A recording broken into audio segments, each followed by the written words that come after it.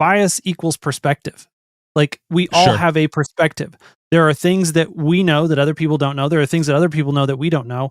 And those sets of base facts and experiences and perceptions of reality provide us with the perspective that we have. And yes, we all have a perspective. So let's give Elon the benefit of the doubt and say he is well-intentioned, he will execute properly for humanity, all that good stuff, right?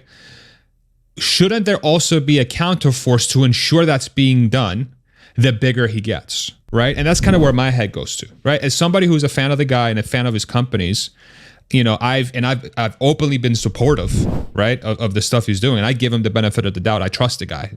People are like, well, how can you trust him? You never met him. Yeah, I think that's fair. But just based on the execution of his companies, I have and having worked as one of his companies, experiencing that culture up close, I lean towards trusting him, right?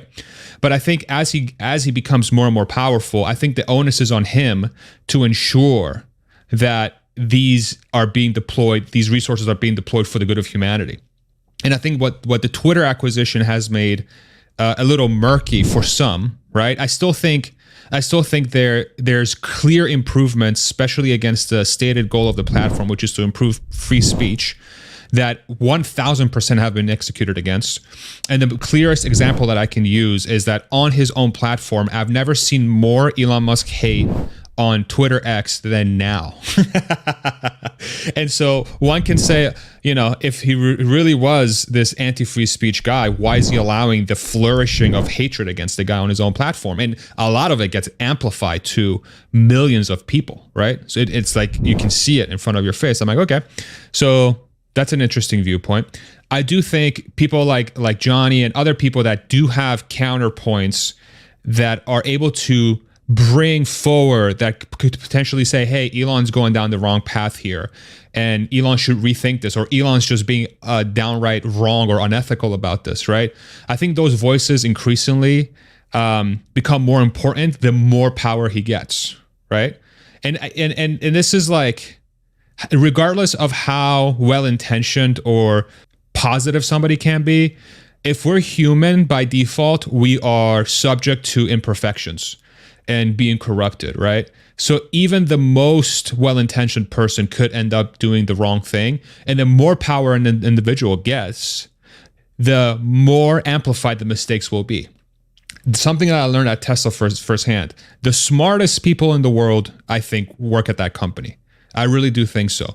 And the smartest people in the world, when they have had such a streak of incredible successes and good calls, they will confidently go into a really stupid decision, and it will have an outsized impact on the downside.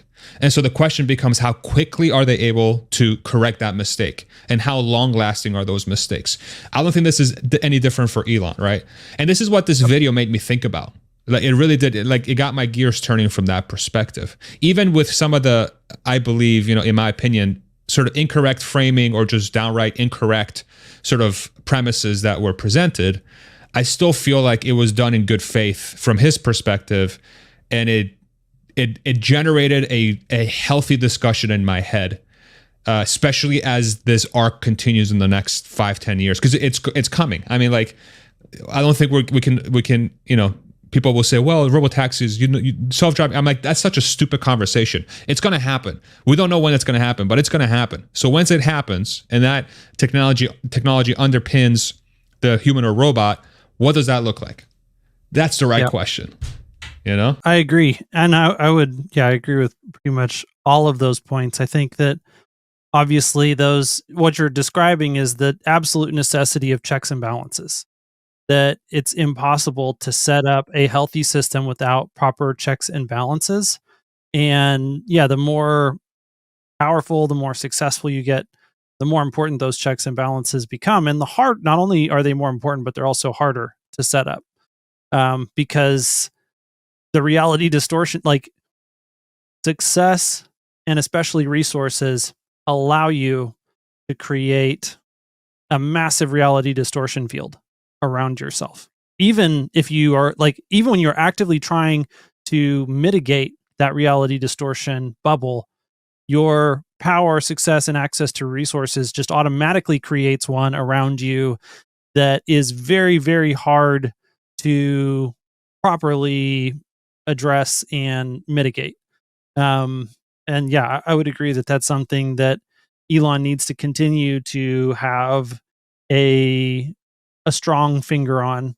Um, One of the things that Johnny cited in his piece was the fact that he feels like Twitter isn't fighting these takedown requests by foreign governments enough, and he cited Turkey as an example of one where they just kind of rolled over, and in the past, I guess Twitter did fight some of those things there in Turkey, and they were shut off for a period of time. Um, I would say, okay, if you're going to make that point, maybe that's a fair point. Why are you not also citing what's going on in Brazil, which they are fighting those? And so, you can't say that they're not fighting things at all just because in one place they fought it before and now they are not choosing to fight it there. They're choosing to fight it in a different place. And then the other thing that you also have to consider is that, pre-Elon, the financial picture at Twitter that allowed them to do some of these things was much different than it has been of late. And I wouldn't judge the ambitions of X to be free speech platform while they are in a little bit more of a precarious situation financially, that hopefully as they grow in resources, they do better on that front and not worse. But if they're not, they definitely need to be held to account. They definitely need to have their feet held to the fire. They need to be criticized for those things. And I think it is fair to criticize the fact that they have fought the takedown requests in Turkey before and they're not now. Like, I think that is a fair criticism to make. But if you're talking to a general audience, don't try to say based on that point that X doesn't care about fighting takedown requests anymore when they are fighting takedown requests, just not the same, in the same location. As we think about all of the ways that technology is changing and the massive implications of growing labor force and the economic changes that come along with that, the ability for humanity as a whole to have much more access to resources, to goods, to services on the back of things like robotaxi and Optimus robots. That transition is going to be a difficult and chaotic transition, and the people who are at the forefront of leading that transition definitely do not need to be shielded from criticism. So I think your point about him allowing, for the most part, his critics to have the ability to say whatever they want on his platform, while even, you can also validly say there have been occasions in the past where he has taken action to silence a few of those people.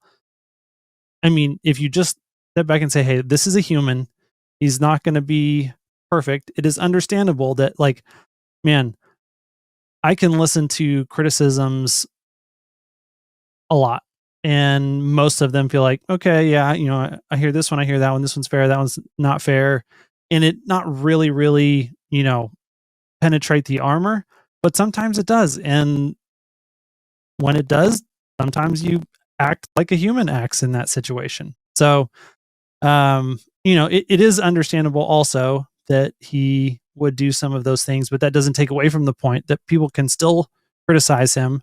And I think Elon, I mean, it's hard to say. It seems like he's fairly aware of the gripes and criticisms that people level at him.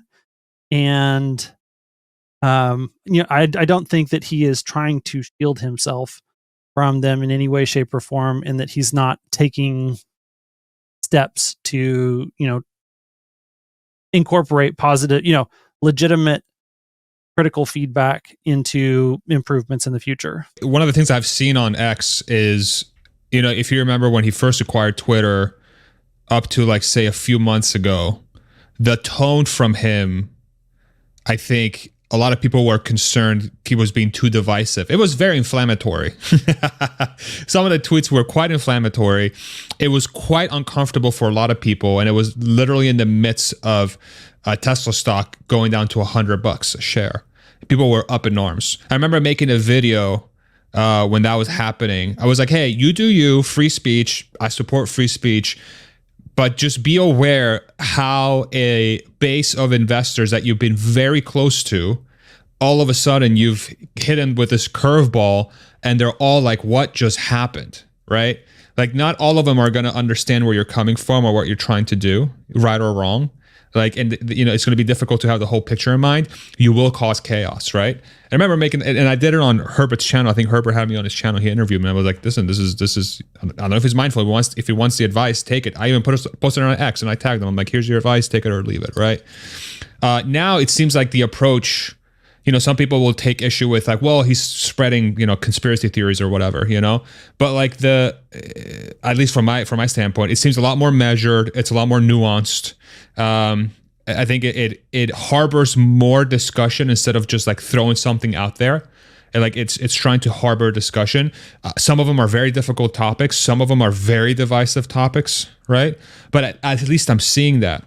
So there's a trend. So I think it's going to be very important for him to continue on that trend, to somehow, and I've been thinking about this concept so much, to somehow arrive to true neutral or true unbiased and true fairness as much as possible, because that's ultimately, I think, if you think a person or a human, I think it's impossible to reach true unbiased.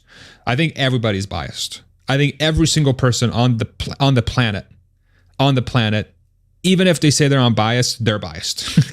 Like there's a spectrum of bias, but we're all biased. Obviously I'm biased pro Elon, pro Tesla, so on and so forth, right? I mean, I don't like the word bias necessarily in this context, because while it's a fair word to use, there's another word for it that helps you to understand. Like bias equals perspective. Like we all have a perspective. There are things that we know that other people don't know. There are things that other people know that we don't know. And those sets of base facts and experiences and perceptions of reality provide us with the perspective that we have. And yes, we all have a perspective. And, the reason that I push back on the use of the word bias in this instance is that it does have such a negative connotation a lot of times that comes with it. And, if you're just saying that everyone has bias, if you want to strip the negative connotation out of it, just say everyone has their own perspective. And I think people are a little bit more receptive to understanding, oh yeah, I have my own perspective. Yeah, no, that's 100% fair.